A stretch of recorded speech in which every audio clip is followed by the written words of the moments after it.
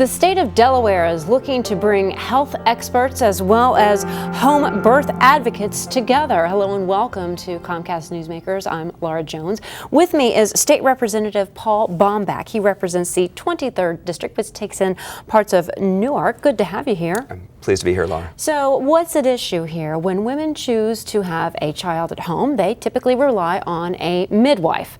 But in the state of Delaware, there's only one licensed midwife. One licensed professional midwife, That's yes. it for the whole state. There's a slew of nurse midwives. They practice in the hospitals and in birthing centers, but not at the home. Okay, so at the home, across the country, we have certificated professional midwives, but in Delaware, our process is so onerous that only one is licensed. And so we have a process to improve that and to bring reliable professional home birth assistants, midwives, into the homes and make sure they're licensed and regulated properly by the state. I mean, the concern is to ensure a healthy birth.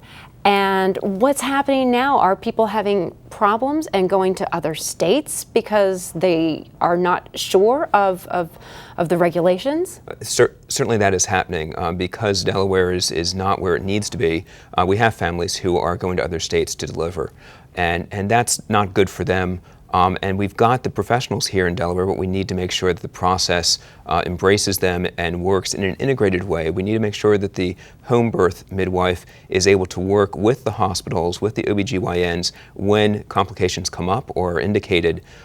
So it needs to be integrated up and down the system, and that requires communication, and it requires respect, and it requires a path to get them from our unlicensed state into a licensed state. So you have a plan, and that plan is to connect all of the parties together so that everyone is on the same page and the licensing is easier and there aren't any questions.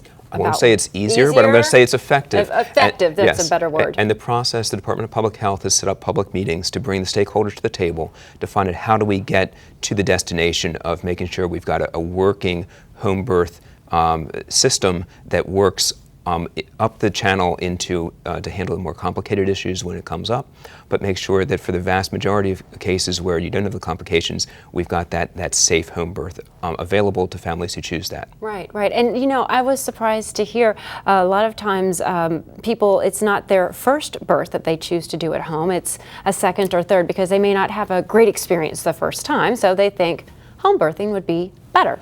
I think a lot of families for the first child, they're nervous and they say, oh, I have to do a hospital, but some have bad experiences in the hospital. It's a very impersonal, it can be a very impersonal situation.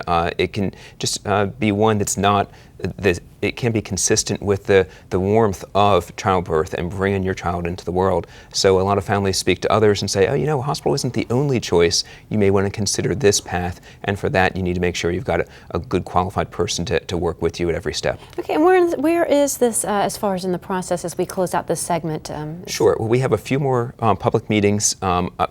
I should say one more is scheduled, maybe another one or two will happen, and then we may need to craft either adjust the regulations or come up with a new law to get this path well defined so we can catch up with the other states. Okay, State Representative, we thank you so much for taking the time to talk to us, and we thank you for taking the time to watch this edition of Comcast Newsmakers. I'm Laura Jones. We'll see you next time.